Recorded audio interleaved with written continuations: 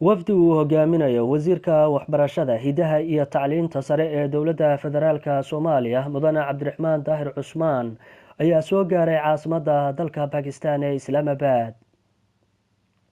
wafdigan ayaa kulamo la qaatay qaar ka mid ah madaxda dalka Pakistan waxayna sidoo kale Pakistan uga qaybgalayaan shirar caalami ah iyagoo ka wada hadlaya xiriirka u dhaxeeya Pakistan iyo Soomaaliya gaar ahaan iskaashiga dhanka waxbarashada.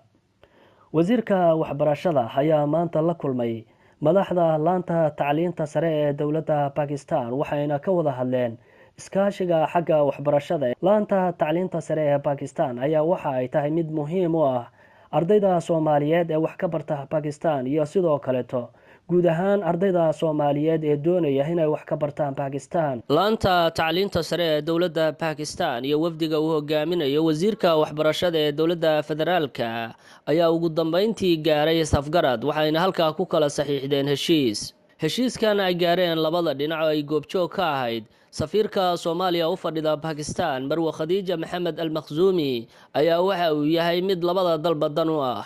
gabagabadii shirka ayaan waxaan la kulmay wasiirka waxaana ugu horeyn weydiiyay bal inuu nooga warramo socdaalka uu ku joogo dalkan Pakistan iyo waxa uu ku saabsan yahay. aad u mahadsan tahay.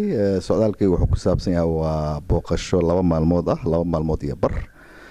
waxaan halkan u nimid inaan dowladda Pakistan khaasatan wasaaradda waxbarashada iyo komishinka oo tacliinta sare ee dalkan aan ka wada hadalno arrimo labada dalba ay muhiim u ah aan iska saacideyno. kuwaasoo ah Pakistan waxay leeyihiin saad og tahayba commission oo higher educationka ah oo aad effective u ah. wuxuu jiraa qiyaastii 15 sano. waxa uu sameeyey howlaha uu sameeyey markaad fiirsana waa wax cajiib ah. waagii ay asaaseen halkan 15 sano ka hor Pakistan jaamacadaha dalkan waxay ahaayeen number yar. dadka waxbarashada sare aaday waxay ahaayeen qiyaastii 270,000 maantana waa 1,800,000 oo arday 15 sano gudahood.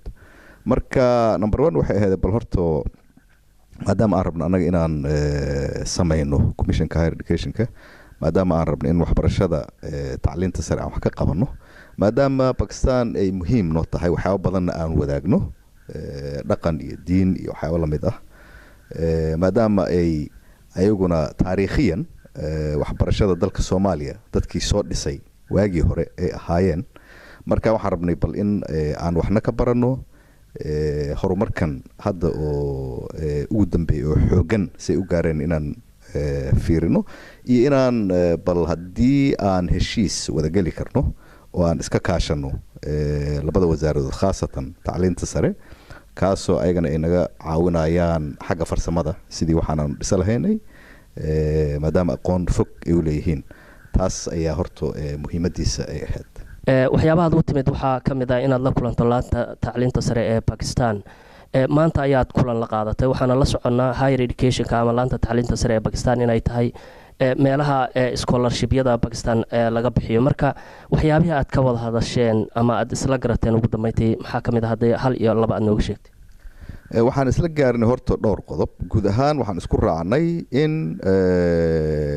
labada hay-adood wasaaradda waxbarashada iyo komishinka tacliinta sare ee dalka Pakistan ay samaystaan heshiis isfahan kaasoo ay isa saacidayaan khaasatan ayaga ay naga saacidayaan xagga farsamada sidii aan u dhisan lahaynay commission oo tacliinta sare ah in ay naga saacidayaan sidii tacliinta sare ee dalka Soomaaliya systemkeeda ay noola hagaaji lahaayeen ay si fiican nooga saacidi lahaayeen sidii ma arkaysa tayada waxbarashada khaasatan xagga tacliinta sare ayadana ay farsamooyinkii aan u control lahaynay tayada waxbarashada jaamacadaha dalka iyo guud ahaan tacliinta sareba ayadana ay nooga saacid lahaayeen. iyo ta ugu dambayso ah in waxyaabo kale intoo fara badan hadday soo baxaanna aan iska kaashan karno. marka heshiis noocaas ku saabsan ayuu maanta ahaa kan aan si fiican aan uga wada hadalnay oo aan wada saxiixanayna. bakistan waxay ka mid tahay wadamada deeqda waxbarasho siiya ardayda soomaaliyeed. deeqda waxbarasho waxay soo bilaabatay xilligii dowladii militariga soomaaliya, mana hayno ilaa iyo haatan wax cusboonaysiin ah oo lagu sameeyey. jadwalka ma kugu jirtaa inaad arinta waxbarashada ama gaar ahaan deeqda waxbarashada aad kala hadayso bakistan? waa dhabha, tani waaba muhiimada weyn oo qeyb ka mida socdaalkayga. waxaa jira heshiis dowladda bakistan iyo dowladii soomaalida ay samaysteen horaantii todobaatameyadii, kaasoo ma arkaysa heshiis weyn ah, laakiin deeqda waxbarashada ay haddana qeyb weyn ka tahay oo bakistan in ay dalka soomaaliya siinayso. waagaas ayaa heshiiska sida uu leeyahay ilaa iyo 6 arday oo soomaaliha inay ku baran karaan dalka bakistan 2 majaal, taasoo kale ah caafimaadka iyo engineerinka, taasoo waagaas loo arkay in labadaas subject soomaalida baahi weyn ay u qabtay. marka waxaan asna aan ballansanahay berito wasiirka tacliinta sare oo aan arrintaas rabnaa inaan ka wada hadalno. aan ka wada hadlaynaa nambarka deeqaha waxbarashada iyo sidii loo kordhin lahaa, iyo sidii aan dib ugu eegi lahaynay waxyaabaha dalka soomaaliya u baahan yahay maanta oo labadaas keliya aan ahayn, aan ugu soo dari lahaynay. marka taas beritaan aan u fadhinaa oo kulan weyn aan rabnaa inaan ka galno wasiirka tacliinta sare iyo aniga haddii ilaa yidhahdo. qaar ka mid a ardayda soomaaliyeed ee ku nool bakistan cabashooyin ayay ka muujinayaan meelaha qaarkood, fiisooyinkii oo lagu adkeeyey, laamaha qaar sida hay-adda IBCC la dhaho warqadihii aada ugu adkeysay. caqabadaha noocaasa inaad dowladda bakistan kala hadashid oo aad bal xalkooda raadsiisa taladaba kugu jirta?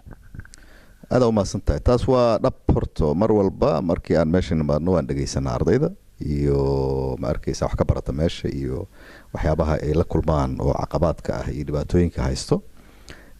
dowladdana waan ka dhaadhicinaa in ma arkaysa soomaaliya loo baahan yahay dalalka caawiya mar walba ardaydooda inay fududaan, laakiin mar walba markaan wixii isku dayno inaan hagaajino dhibka wuxuu ka yimaada annaga xaggeena.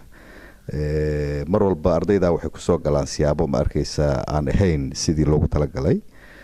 viisooyin waxay kusoo galaan aan ahayn viisooyinkii loogu talagalay inay wax ku bartaan, halkan gudahay yimaadaan, markaas halkan ka apply gareeyaan ayagoo viisooyin kale ma arkaysa meelo kale kasoo galay.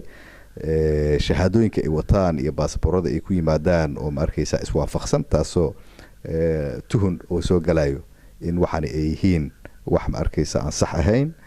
mararka qaarkood way dhacdaa ayagana in ma arkaysa shahaadooyin aan sax ahayn ay la yimaadaan, taasoo aydan caqabad weyn ku keento. marka runtii annaga aad ay noogu adkaataa mararka qaarkood in waxyaabo khalad ah oo aan loogu talagelin, ardayduna aysan khalad ugu talagelin, laakiin khaladaad dhaco oo mararka qaarkoodna khaladaad oo keenayo cawaaqib xumo ardayda u keenayo inaan u jeedno aanan u doodi karaynin. laakiin intii tabarteena ah mar walba waxaan u sheegnaa dalkan booqanaba in ardayda soomaalida sababtoo ah dhibaatooyinku aada u badan, waxyaabaha qaarkood oo halkan ama dunida maanta saxda ka ah in wadankeena weli aan si fiican looga hagaajin karin, inay indhaha naga qabsadaan intay naga qabsan karaan. marka taasna way noogu jirtaa tixda beritaan ballansannahay ardayda oo idil aan dhageysan doonno haddii ilaa yidhaahdo ayagana. ma ahan kulankan oo keliya, sidoo kale wasiirku waxa uu ka qayb galay shir ay isugu yimaadeen wadamo badan oo muslimiin ah, kuwaasoo ay ka mid ahaayeen wadamada turkiga, bakistan, suudaan iyo wadamo kale, kaasoo looga hadlayay midnimada u dhexaysa wadamada muslimiinta. wasiirka iyo wafdigiisa ayaa maalmaha soo socda sii joogi doona dalkan bakistan, waxayna intay joogaan ay kulamo badan la qaadan doonaan madaxda dalkan bakistan. waxaana wasiirku ii sheegay in bakistan ay kala hadli doonaan waxyaabo badan oo ay ka mid tahay dhanka waxbarashada. duraan xasan, Islaamabad.